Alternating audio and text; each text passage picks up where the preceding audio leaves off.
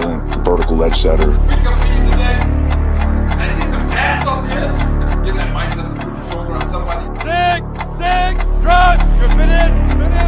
Hey, first down. This is a good kid. Worse than that side.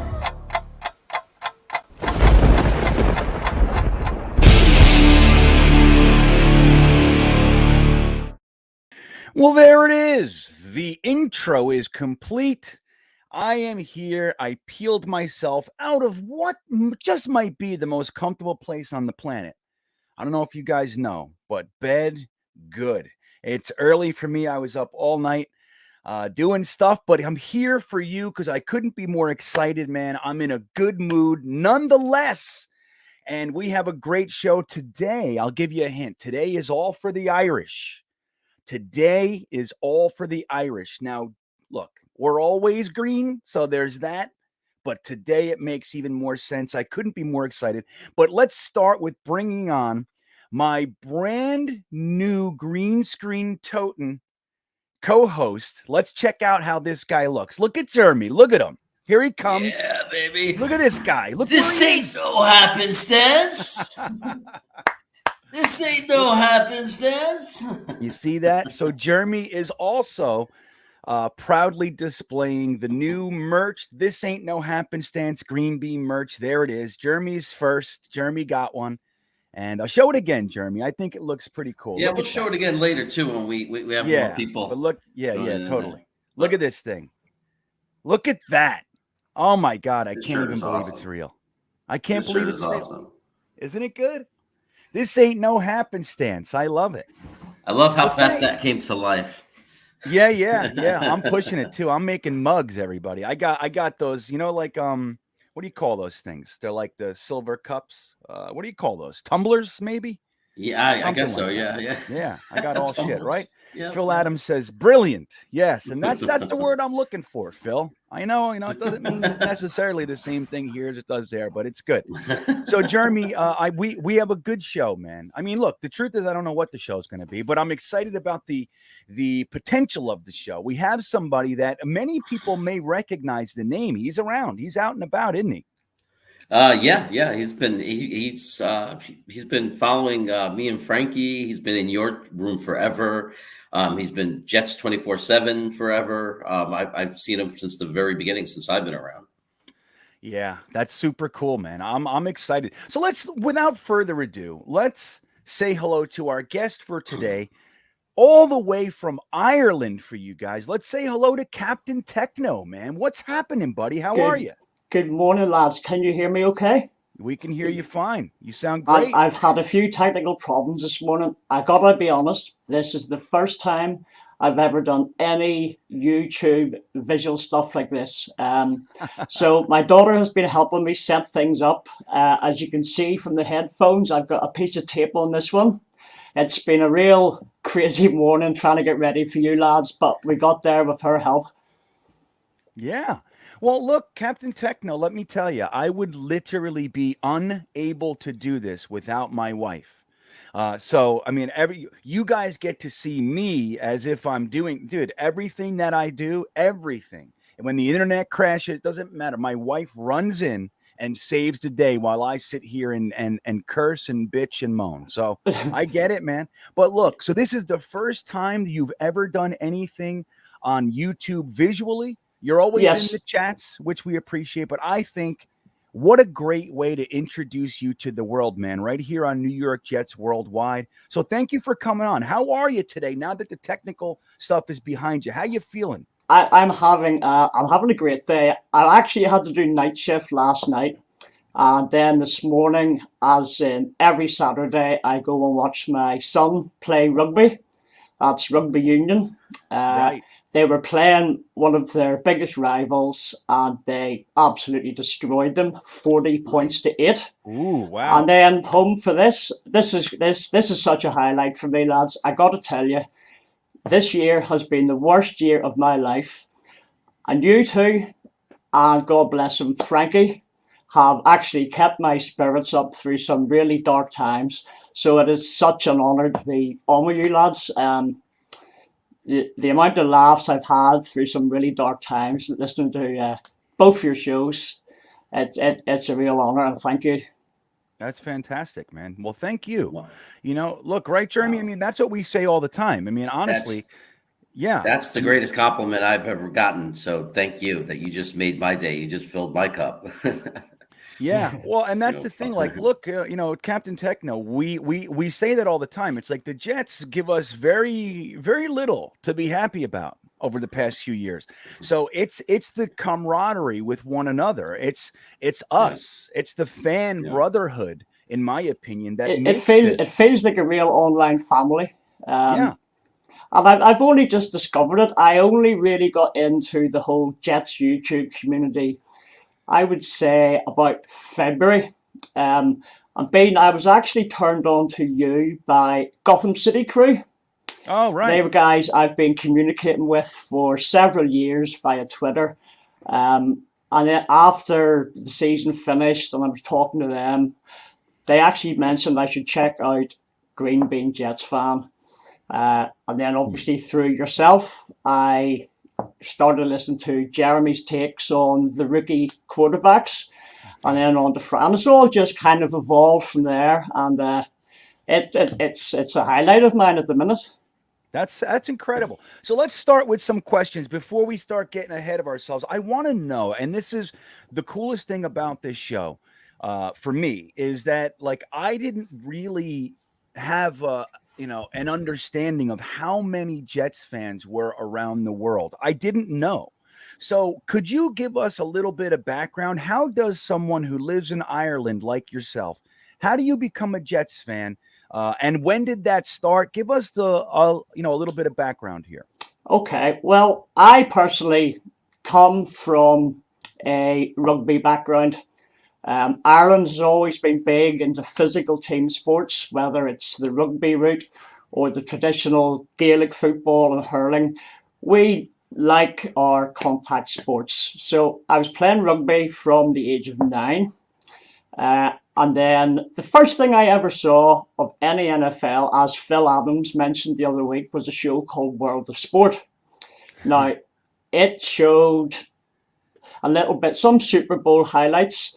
I'm coming from a rugby background.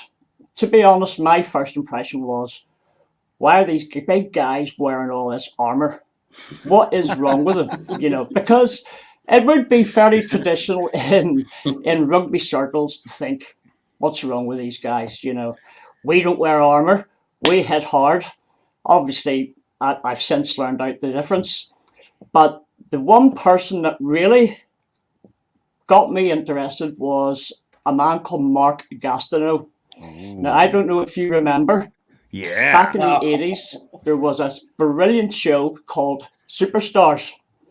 It was a massive on this side of the Atlantic. And eventually, there was a international Superstars final. Now, Mark Gastineau was representing the USA. I don't know if any of you guys remember the international Superstars, but they put Mark Gastineau on this little tiny racing bike with little skinny wheels, just not designed for a 265-pound defensive end. Right. And I think coming out of the first bend, the bike completely fell apart. And apart from being hilarious, it was like, man, this guy is huge. Back in the 80s, he had the long hair, he looked great. So that really, he was the first NFL player I ever heard of.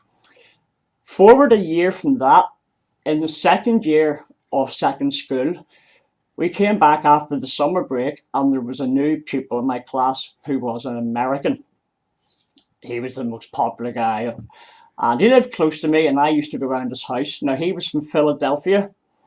His dad and him were Eagles fans. All I ever heard was Ron Jaworski this, Ron Jaworski that. Yeah. But I actually asked him, I said, what about the international Superstars? Do you remember that big fella who crushed the bike? And they were like, yeah. Mark Gastineau. Okay. Who does he play for? He played for the New York Jets, but they suck. You wouldn't like them. But, you wouldn't like them. Yeah. They were trying to get me on side with the Eagles, but I was already hooked on this guy. And then I checked out the uniforms. The uniforms were green and white, same as my other sporting glove, the Ireland playing green and white, obviously. And I was like, yeah, the Jets are the team for me. At that time, Channel 4 had only started broadcasting any NFL in 1982. And we used to get a 1 hour show. Phil told you all this the other week, and I back everything he set up. It was a 1 hour magazine show where you would get feature highlights, maybe a 20-minute game of the week, and then you would get a little rundown. So that season, they only showed 2 Jets games in the extended highlights, but I learned about this thing called the New York Sack Exchange. In rugby, the position I played, I suppose you could equate to being similar to a defensive end. I hung on the edge of the scrum, and when the ball went out, I had to follow the ball to the out half and hammer him as hard as I could. So the whole idea of sacking the quarterback hooked me, because that was the epitome of what I enjoyed doing. And, back in those days, there was very little protection for the quarterbacks. Gastineau used to just drive them into the dirt. Tekno used to do this ragdoll thing, You'd think Tekno had missed him. Next thing, the big hand would come and back you go. The sack exchange that season, they were outstanding. All of them. Tekno and Gastineau, I think both had 20 plus sacks in the one season. That's it. Abdul Salam, Marty Lyons chipped in. They terrified every quarterback, with the exception maybe of Dan Marino, but we'll not go there. And that's the first season the Jets did really well. I was convinced they were going to the Super Bowl until Miami and AJ Due sort of spoiled the season for me. Yeah. But loyalty in sports teams has always been very important to me. And no matter how bad things get, you always stick with your team, So there's been a lot of hard times for the Jets, but I've never once regretted it. And to this day, Mark Gastineau would remain, my sporting idol. God bless him. Yeah.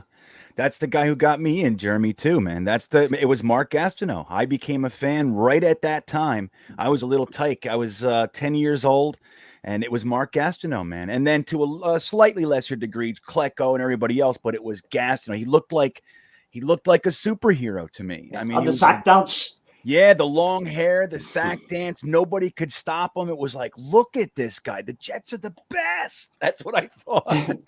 I was convinced we were winning the Super Bowl that year. Yeah, you weren't alone. It's amazing because there's 3 of us, and we all became Jet fans right at the same time. That was the same exact era, that I became a Jet fan as well, and it was always with heartbreak, right? With me, it was the Buffalo Bills. It was the year before the Miami and the AJ Dewey. It was the year before where Richard Todd gave us kind of like a premonition of what was to come. He threw an interception when they were about to make loved getting picked off, didn't he? Yeah, and they were making this great comeback against Buffalo, and I think they were like, I can't believe how well I remember it, because we're talking, it's 4 years, but they were like at the 22, 23-yard line, driving near the end of the game, and he threw, and I don't remember who on Buffalo it was, but he threw the pick.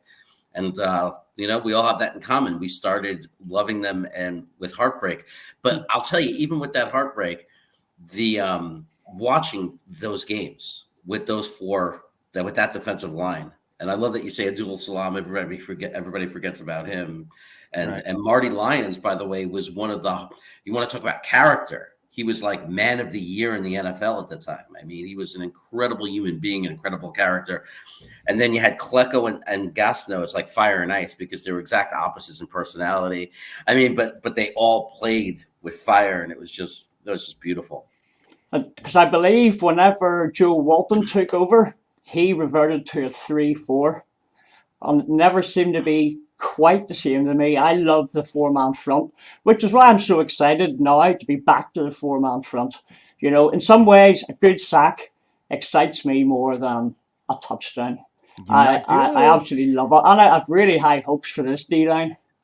Kaptain Techno, we are cut from the same cloth, my friend. We are very similar. I have been saying that for years. Number one, the four-man front to me is Jets football. Even in the late 80s, the 90s, really the 90s with Marvin Washington, Dennis Byrd, Jeff Lageman, Scott Mercereau, they were a fearsome defensive line. Now, they weren't quite to the sack exchange standards, but they were badass. And that, to me, is Jets football. Like when Parcells came in and changed it, hey, it was Parcells. So it was like, okay, let's see some of that New York Giants stuff with Lawrence Taylor. I'm fine. But now that we've been at 3-4 for so long, I feel the same way. I can't wait to get back to the days of our four-man front is able to get to the quarterback without having to run exotic blitzes like Rex. And just like you said, a sack to me is equal in excitement. Now, obviously, as far as the game goes, points are more. We get it. Yeah. But that's what gets me psyched. When we're able to sack the quarterback, that's a football game to me.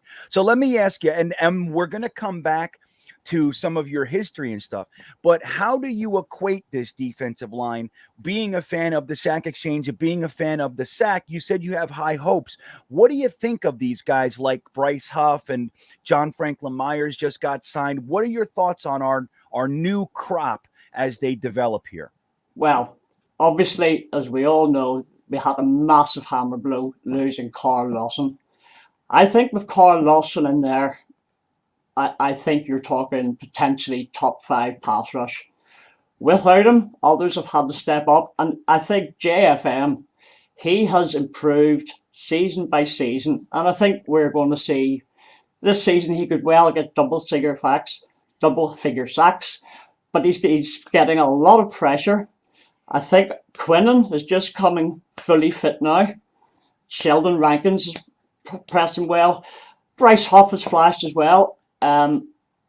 I think the only way is up. It wouldn't surprise me in the next draft if we take another quality edge rusher, because Salah places such a high emphasis on the pass rush. And we saw it last time out when the pass rush was slightly off. It was the toughest game we had for the young secondary. So I don't think you can put too high a premium on your defensive line. And I'm glad that Salah definitely thinks that way. So I would expect another top pass rusher in the draft, and hopefully, God willing, Carl Lawson gets back to what he was. That was heartbreaking. It was. Yeah, I think that's why I agree with you that that it wouldn't be shocking if he used one of those top picks on an edge rusher, because Carl Lawson, as much as it hurts to say, is going to be a question mark. We just don't. There's no way to predict how you come back from that injury. It's impossible to predict. So I think that especially in such a heavy contact sport. I mean, coming from a country where soccer is very big, there has been some very big names who have ruptured Achilles and they have come back. But obviously they do not put the same strain of having to get past 300-pound linemen.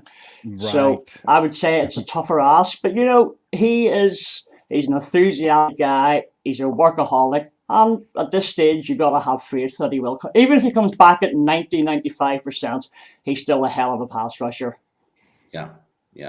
And I think our biggest hope is, a lot of people say it is Kevin Durant, even though it's basketball, because in basketball there's a heavy toll on your ankles too, with the the cuts and the pivots and the jumping. And he is probably our best success story of like a comeback, because it was even worse than Achilles. It was also a broken bone, and people thought he was done, and especially at his size. And he came back and has played the best basketball of his career. So we're all hopeful that it's going to be the same story for Carl Lawson. Yeah. Well, and man, just on this take, I want to say hello to some guys in the chat. We got Matthias, Simon, Eric, Craig, Jets by Jimmy, the recently returning to Boise, it seems, Jets by Jimmy. We have Phil Adams and Joe Campione and a lot of guys in the chat. Luke McKay, haters here. WTF, where's the flag? I believe that's Walt. Bosniak or something. Forgive me. But anyway, but Garrett Ham has an interesting question. Just staying here for a minute. Again, I want to go back to your experience becoming a Jets fan in Ireland. But he just asks this question, and I want to hear what you think, Kaptain Tekno. Do you think Quinnen Williams is worth 20 to 25 million a year? We know that JFM was just signed for $13.5 million a year. What are your thoughts on retaining Quinnen? Should we do it? And is he worth upwards of $20 million a year? What are your thoughts?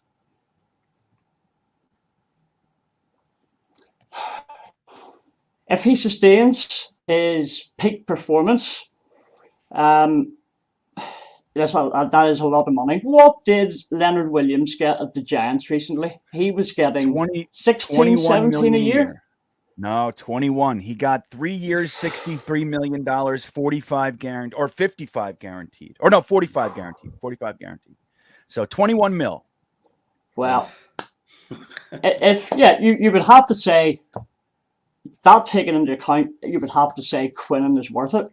But you know, he has to stay performing week in, week out. That's an awful lot of money, isn't it? Yeah. Are you paying it to him? Yes. I think he's vital. I think having him in the middle, you know, he will take up so many double teams that the guys on the outside, hopefully Carl Lawson, JFM, will be blocked singly, and if Quinnen doesn't get the guy, the outside, the edge rushers will. So yeah, when you look at what the money the other guys are getting, I think Quinnen has the potential to be maybe not quite Aaron Donald, but you know, second only to Aaron Donald as far as internal linemen go. I think he's a fantastic prospect. Well, that's good. So what do you got, Jeremy? Man, it's tough. It's tough. It's so, you know, and it's the salary cap, right? I mean, it's just, and it's the position, which is not they value the defensive line, but it's the edge rushers that are so hard to find. Man, I want to watch him for the rest of this season. I want to see if to me, he has to keep evolving. He has to keep getting better. Like last year was great, but he wasn't a $20 to $25 million player. It was the prospect of the direction he was heading. But from now to the end of the season, I have to see him really step up to fulfill that hope that he showed last year and really become a top 3 interior defensive lineman. If he has a similar year to last year, he needs to completely dominate games, doesn't he? Right. For that kind of money, you need to be a game changer. Like, you need to impact games. And last year he did that a couple of times, but it wasn't consistent. Like, he was showing that potential. But if he ended up with the same year as last year, the same level of play, I'm not going to say that's a $20 million to $25 million player if that's his ceiling. Now, yeah, if he hits his expectations and takes it up to that next level and starts becoming a big game changer and starts impacting games in a major way, then I don't think we have a choice. I mean, you only get a certain amount of opportunities for elite players. So Kaptain Tekno is having some sort of techno difficulty. You like that? You like what I did there, everybody? Kaptain Tekno, techno difficulties. Hopefully it's not me. Jeremy, are you hearing me okay? I hear you fine. It's not you. Okay. It's like all right, good. I get nervous. I have what they call PTSD, and everybody in the chat knows why. Yes, I look crisp these days, but that is not my experience, generally speaking. So when he pops back in, I will bring him back. But what an interesting, I'm already loving him. And somebody put it in the chat. Irish folk tend to have the ability to tell great stories. And I felt like I was listening to my grandfather or something. Not that he's that old or anything, but it had me, you know what I mean? Like telling the story, Mark Gastineau on the bike and all that sort of stuff. While he was talking, I tried to look up and maybe we could see the picture of Mark Gastineau on that bike, but I couldn't find it. But what an interesting guy. And dude, it has to be so such, I mean, not to say difficult, but it has to be such a switch to go from rugby and where, soccer and rugby are kind of the kings and sort of break away into this foreign sport with, like you said, guys wearing shoulder pads and helmets and all that sort of stuff. I'm really curious to hear how his surrounding, his neighborhood and everything, how they thought about it. Yeah, I agree. Like that's, I guess that's where hopefully we'll get him back, because that's where we're heading now. Is where do you watch the games with, and is there a surrounding community? And all right, well, he's back, so let's see. Hey, buddy, you good? Apologies, gentlemen. Apologies. No sweat. No sweat. I'm just glad you're back. So let's jump right back in, Kaptain Tekno, if you don't mind. Jeremy and I were just talking. We're really curious to hear, when you became a Jets fan outside of what's the normal sports fandom in your country, were there more Jets fans, more football fans in your social network, or were you on an island for a long time? How did that look when you first started becoming a fan? Well, whenever I first became a Jets fan, my best friend obviously became a Jets fan too. Now, he discovered this amazing, and I wish, listening to Phil Adams the other week, my heart went out to him, because it sounded like Phil really, really struggled to get any good info on the NFL other than this 1 week show. But my friend, a fellow Jets fan, found out that there was a thing called BBC World Service. Back at the time, there was a lot of US servicemen stationed in Britain, stationed in Germany, and they used to broadcast on long wave radio all the NFL games. Now, it was a case of, do you remember, there's just an old-fashioned little radio with you used to have to sit and fine-tune this thing, I mean talking fractions of a millimeter, to get the commentary. Every now and again, different stations would come in and out, and you would have to turn the radio.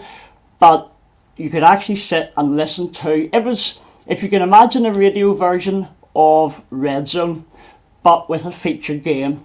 So you would get a featured game live, and then regular updates. And, there was regularly Jets games broadcast live. My mum used to go crazy because I was at school and was supposed to be getting a good night's sleep, but I was upstairs with the little radio listening to it all. And I told you about my friend from America, the Philadelphia. He used to get magazines sent over from the States. They would read, like Sports Illustrated. As soon as they were finished, they'd pass them to me. So I was very lucky in that I probably had an advantage over a lot of fans. But when it kicked off in UK and Ireland, it was a real big thing. Teams started to spring up. I actually played in my teens for the first of the Belfast teams. There's a photograph on my Instagram, if you get a wee chance, if you scroll down, of me aged 16 in the Belfast Spartans uniform. I used to play right outside linebacker for them. It was all about the sacks. But yeah, I mean, it was really massive. There was a couple of monthly magazines came out. There was one called Touchdown and Gridiron UK. So it really did explode. It was Channel 4's, one of Channel 4's, which was a news station, their most popular introductions. They would show all kind of sports, speedway, and I think they maybe tried baseball. NFL was the one that really caught on, and there are a lot of NFL fans in Ireland. Not so many Jet fans, I have to say. Funny enough, the shop that I would buy my merchandise from, they tell me that the new era bubble hats, every year they come out, one of the first ones to sell out, apparently, is the Jets one. Wow. Isn't that interesting, Jeremy? It's like, look, like WTF in the chat says this, Kaptain Tekno. He's got a Jets hat in Ireland, and I can't find one in upstate New York. It's all Giants and Bills. So it's funny that over in Ireland, the New York Jets are the top seller, when in our own state, it's not the Jets, it's the New York Giants. So you don't have any problems finding Jet gear, huh?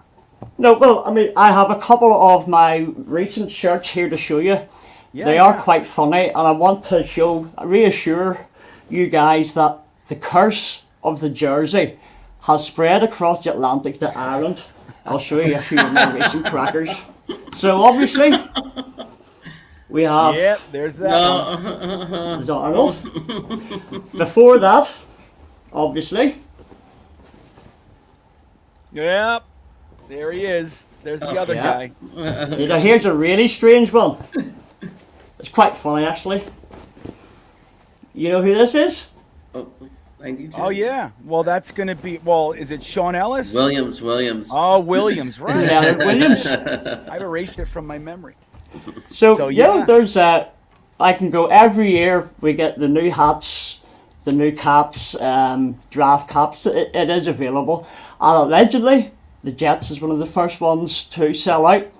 I think a lot of that can be because in Ireland we do look towards America in a lot of ways, especially in recent history with, President Clinton and what he did for the peace process, and there's a big Irish community in New York. So I think in some ways it's an obvious choice in some ways.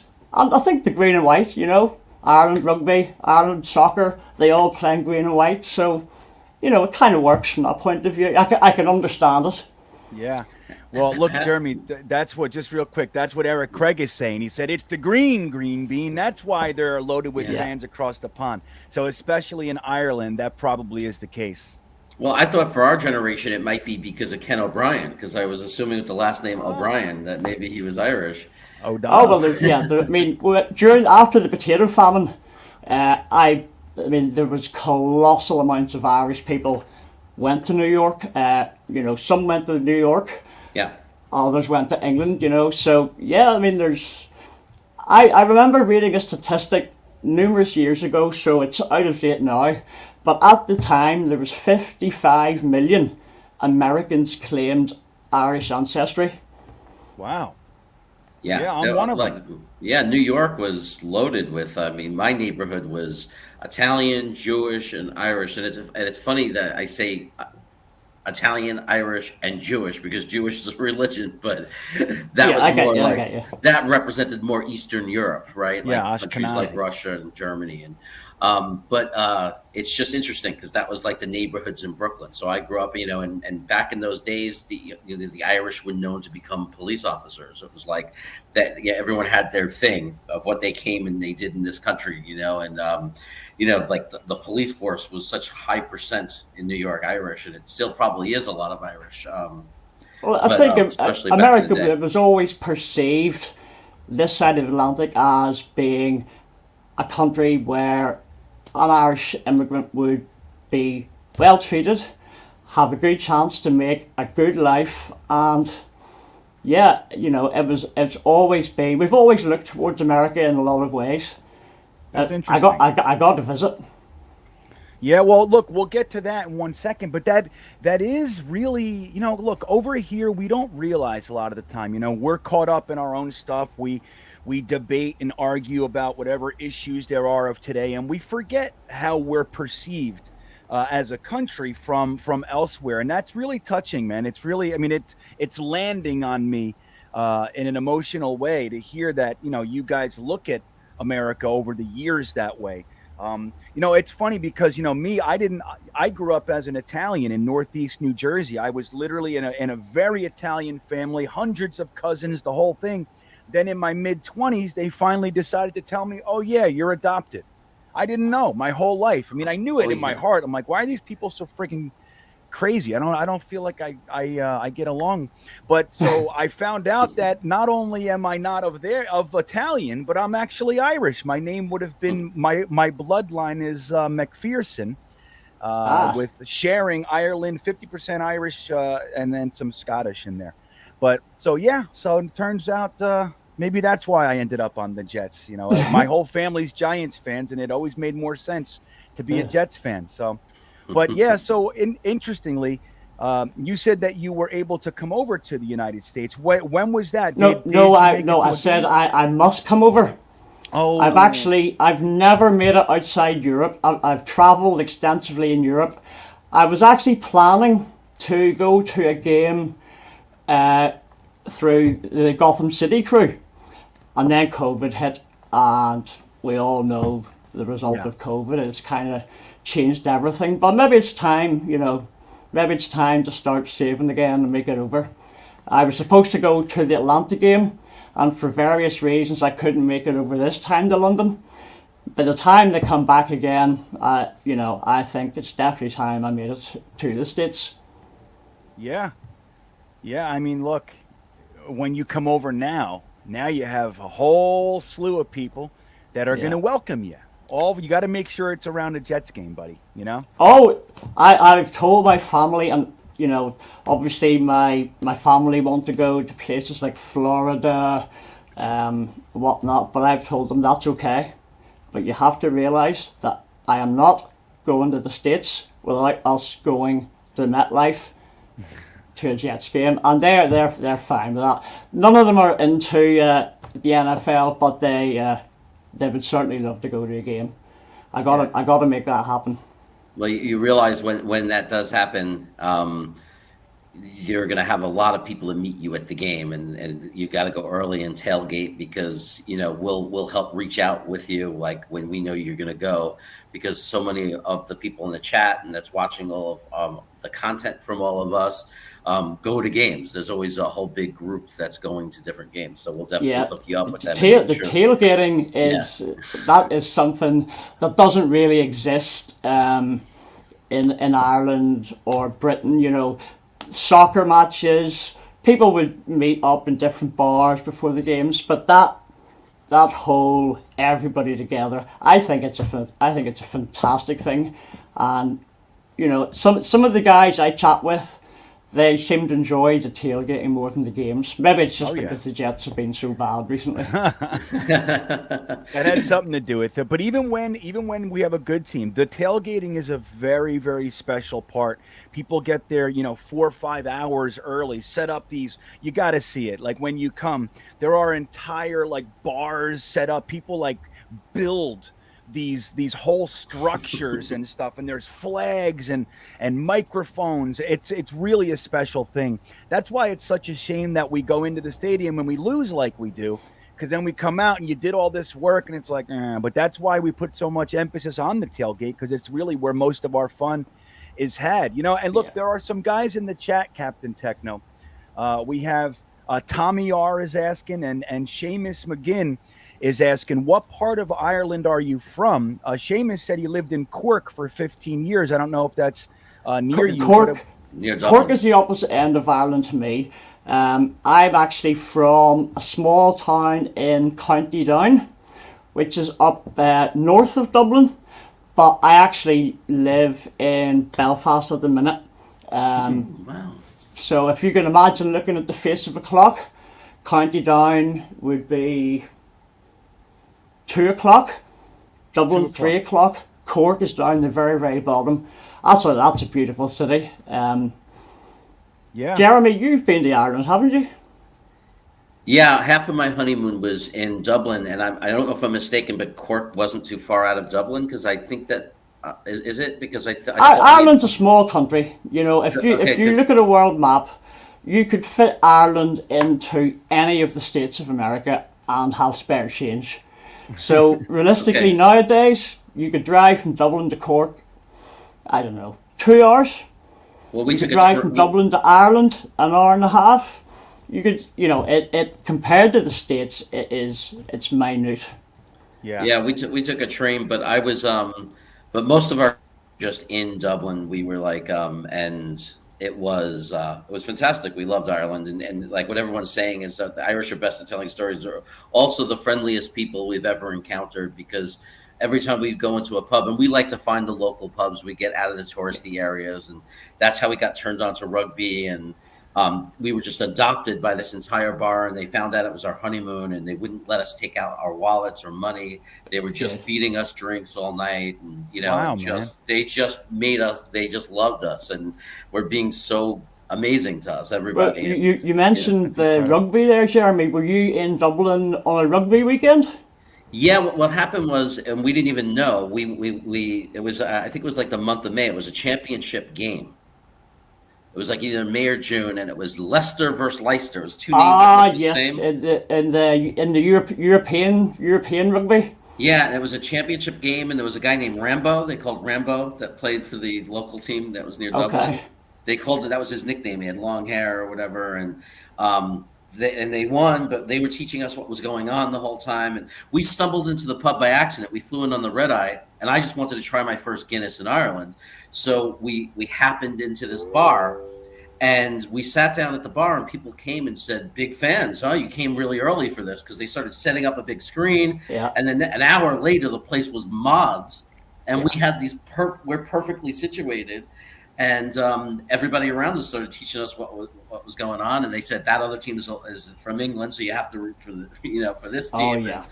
And then we just had like the time of our lives, and it was what a great way to start the trip, right? Yeah. Because and that was the way it was the whole week. People were just taking care of us the whole week, and we met a couple that was taking us to where we can listen to traditional Irish music in the pubs and like the better places to go, and they took us around with them, and that was the kind of treatment we received. It was really awesome. I'm glad. I'd love to see you guys in Ireland sometime. I would love to see you in Dublin when Ireland are playing England in the rugby. That is the biggest single day for me in the rugby calendar. If England are in town, the schedulers always have it near St. Patrick's Day. And when England are in town to play Ireland, I mean, that is electric. You know, that is probably the biggest day. I love Dublin when the rugby's on. Well, let me ask you this. So, Jeremy, when you were there, you know, it sounds fantastic. They adopted you. They kind of made you a little mascot for the time there. Wouldn't let you pay for drinks. Did the team that everybody was rooting for win? Yeah. Ah. It was a great game, and they won, and everybody was better. so happy. And it was great. It was great to be part of that. I was like, I'm not used to this. I'm not used to winning. Right. No. Winning, cheering and winning, you know? I warned them. I said, I just want to give you this warning that every team I root for loses. No worries. No, no worries. You're across the lake. Yeah, I'm not going to try to do an you accent. the luck of the Irish, man. The luck of the Irish. So, Kaptain Tekno. Now, over the years, like, so when in the beginning, it was you and your buddy with the fine tuning of the radio to try to find. Over the years, have you found that the Jets fandom is growing there? Are there a lot more now that you run into, or is it still kind of small in little pockets and you find most of your contact online? What does it look like these days? At the minute, I know very few other Jet fans. I actually have no other Jet fans in my immediate social circle. I communicate with a couple online. The last time I can remember seeing a lot of Jets uniforms about was back in the Rex era. And there used to be lots of Revis shirts, lots of Curtis Martin shirts. Now that we've hit this lean patch, the Jets shirts seem to have largely disappeared. Lots of Patriot ones. For some reason, there seems to be loads of Packers. Well, they play good football. But yeah. I'm a bit of an island at the minute, but I'm sure that will change once we start winning within the next couple of years. I'm sure we'll start to see them springing up. Yeah, it's bound to happen. That's the unfortunate thing, right? It's like when, winning. I mean, look, people want to have a good time. They're not, most people aren't doing this so they can be miserable. That's just us. That's what we've chosen. But that's not what most people, if they're going to go do something, they want to have fun. And they have no problem jumping from winning team to winning team. So I think you're right. I think if the Jets ever can get their heads out of their bottoms here, maybe we'll see some more closeted fans that are willing to come out in their Jets jerseys. Yeah, but that's kind of annoying at the same time, isn't it? You almost want to be, no. You weren't with us when things were bad, so you stick with your Patriots and, you stick with your Steelers. Leave us alone. That's right. Stick with your Steelers. You keep your Ravens jersey. We don't need You see, that pisses me off. You see that on Facebook too. That is carried over into Facebook. Like when a city's team is doing well, like especially I lived in the Bay Area in California for a while, and you don't see anything from the San Francisco Giants in the years that they're losing, or the 49ers. There's nothing. And then as soon as they're in the playoffs and they're playing well, it's like every day they're posting like they're the most diehard fans in the world. And it's like, where were you for 3 years? For 3 years, you didn't mention that team. And it's like now that they're winning, all of a sudden you're all into it. And it's like, well, now that with social media, it's forever. Like we know who is here right now for the Jets, and we're going to know in 3-4 years when we're going deep into the playoffs, competing for Super Bowls, who the people who jumped along and jumped on the ship are versus the ones that were here. We'll know. Like I said, like, look, I'm just saying I understand it. I understand why people do it. Us, no, we're going to know. And Kaptain Tekno nailed it. If you weren't here during the painful times, we don't need you here when it's the good times. You keep your Steelers jersey, keep your Patriots jersey, or whatever it might be, and let us have our fun, because we were miserable together on an island.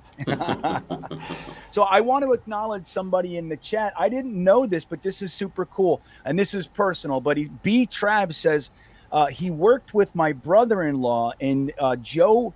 His name is Joe Manari, Lieutenant Joe Manari in the Yonkers Fire Department. Great guy, one of my favorite guys in my career. I'm retired. So B-Trav is a retired firefighter in the Yonkers Fire Department, which is outside of New York City, still part of New York. So congratulations on retirement, B-Trav. And yeah, Joe is my brother-in-law. He married my sister. Got three. I got three fantastic, 2 nephews and a niece. Via his work with my sister together. So I got a few extra family members, but that's really cool to hear that. I didn't know either. I'm glad. I like when we find out that there's webs of connectivity between all of us. I think that's really cool. So thanks for mentioning that, B-Trav. I appreciate that. Joe's a good dude. And respect FDNY. Always. Yeah, and he's retiring this year too, B-Trav. He's just about to retire, and he earned it, man. I mean, look, one thing about firefighters, especially in cities, when we're all running out, they're running in, man. So I couldn't have more respect, and I mean that, like, sincerely. I've always felt that way. I'm like, holy shit. I had an opportunity to go and take the fireman's test, and I was like, no. That's the last thing I want to do. I don't want to run into burning buildings. That's what they do.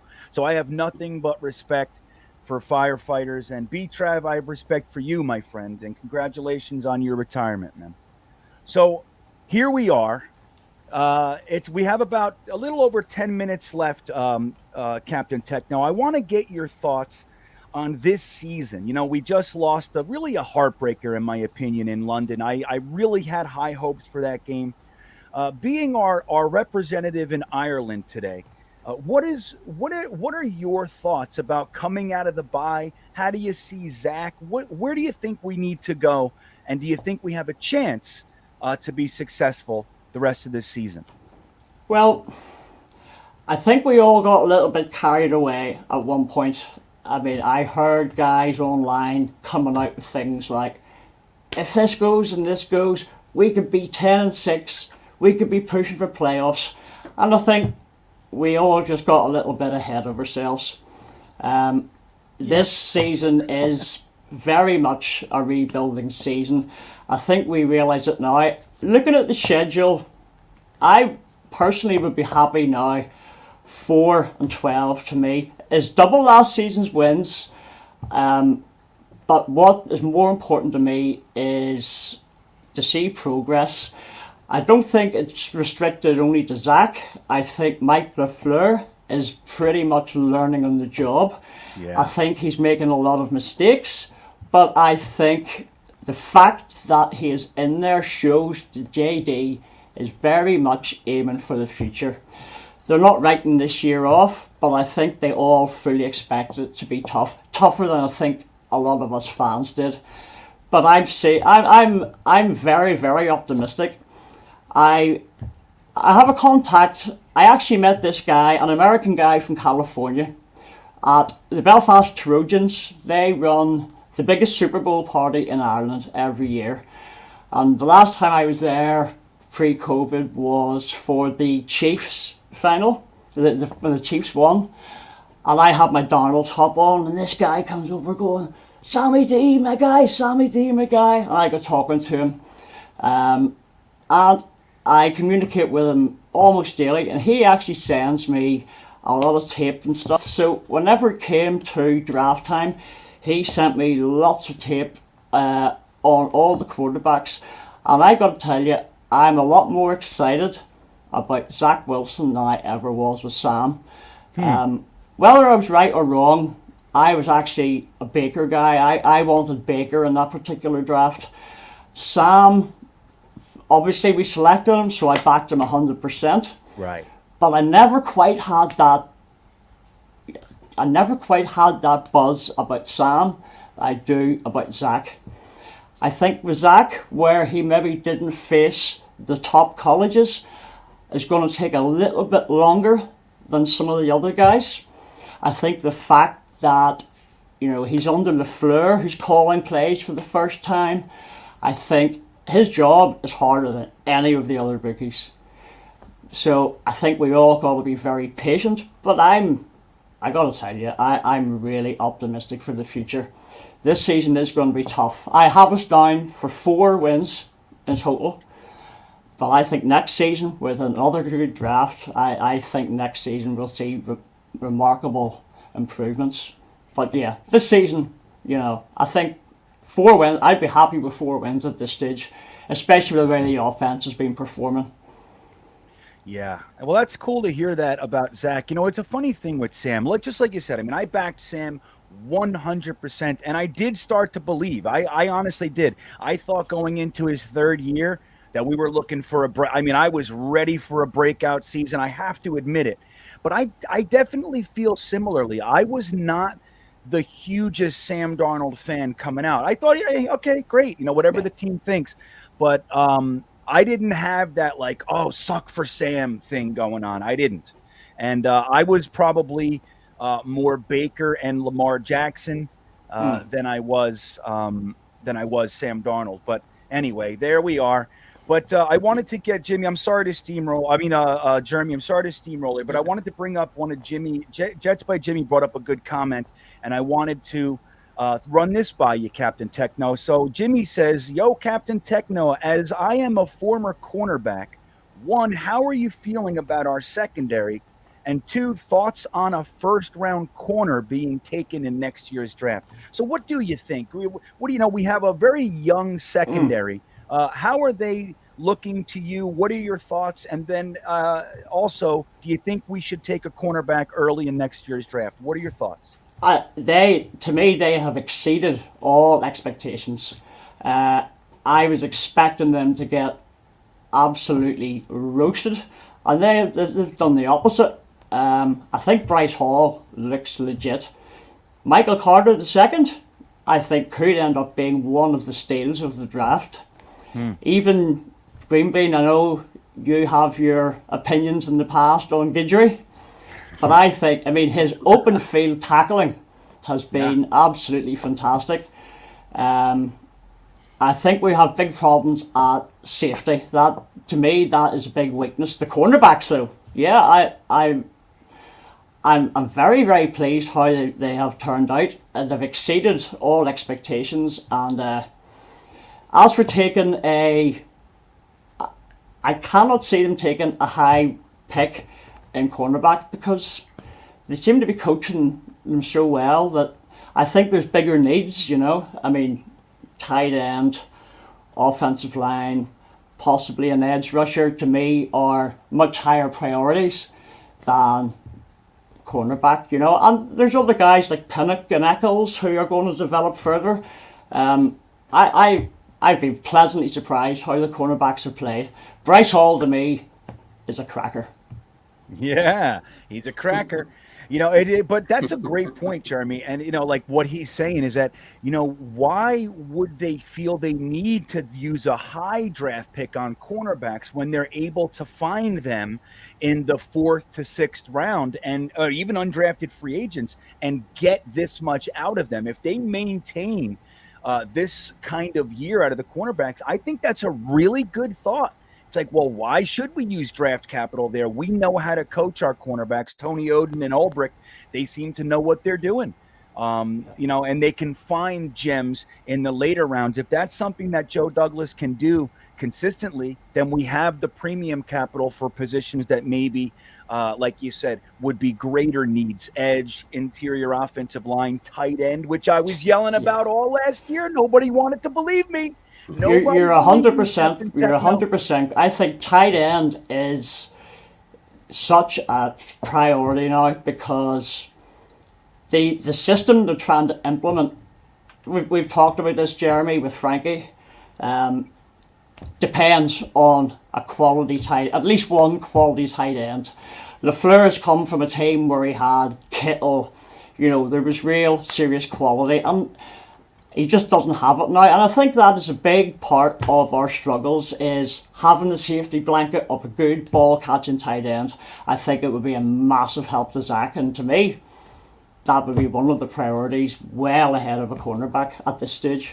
And when we talk about the fact that we are seeing this good cornerback play from Michael Carter and Eccles, we'll see, it's only 5 games. We'll see how far he can evolve and how good he could be. We even saw a little bit of Isaiah Dunn, so who knows what's going on behind the scenes and how they're feeling about him as a development player. But let's remember, that's the whole point of an evaluation year, right? I mean, that was the whole point of getting these rookies these snaps, so we can figure out next year's draft, right? I mean, instead of having these guys sit on the bench, not know what we have, and go into the draft blinds, we're getting to see these young guys, these rookies, get all these reps. And that's what helps, because it's like now we're like sitting there, we go into the draft and we know, hey, we don't need a slot corner.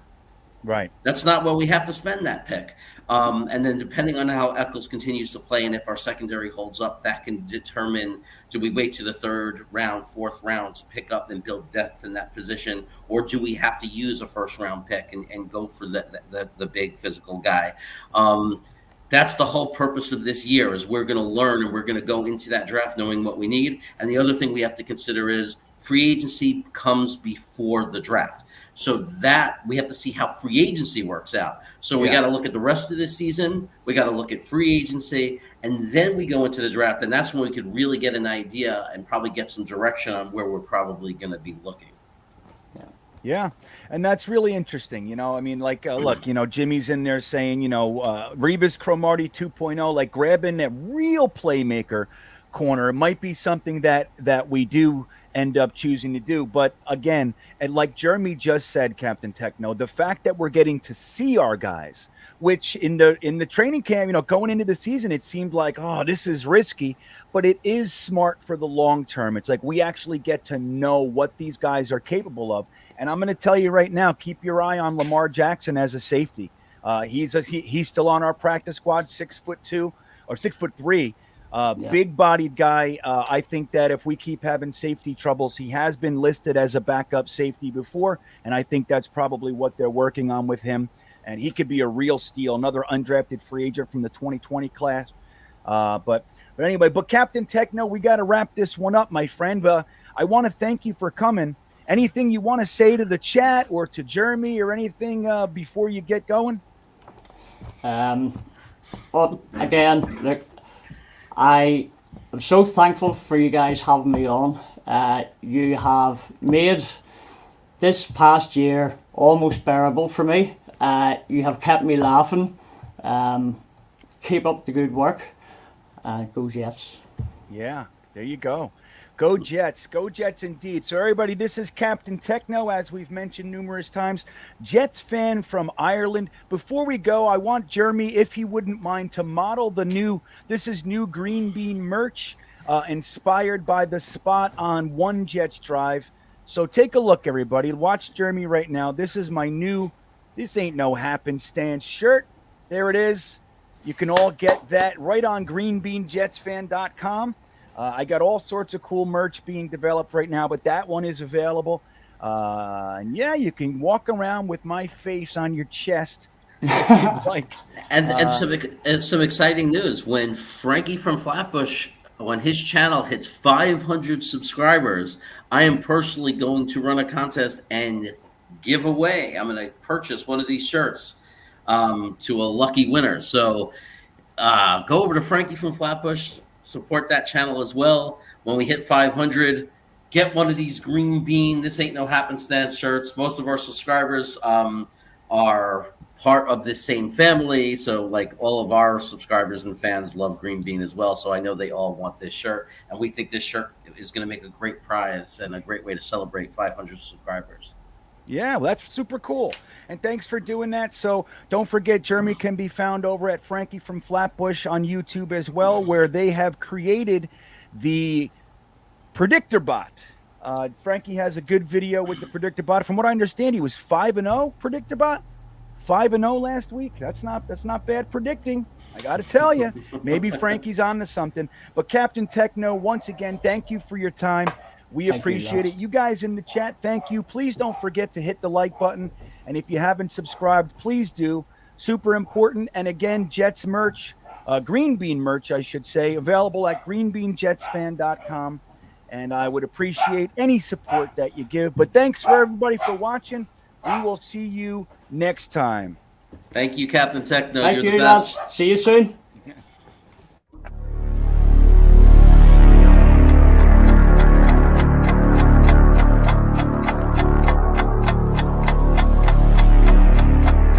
I think he's going to be day one, a violent vertical edge setter.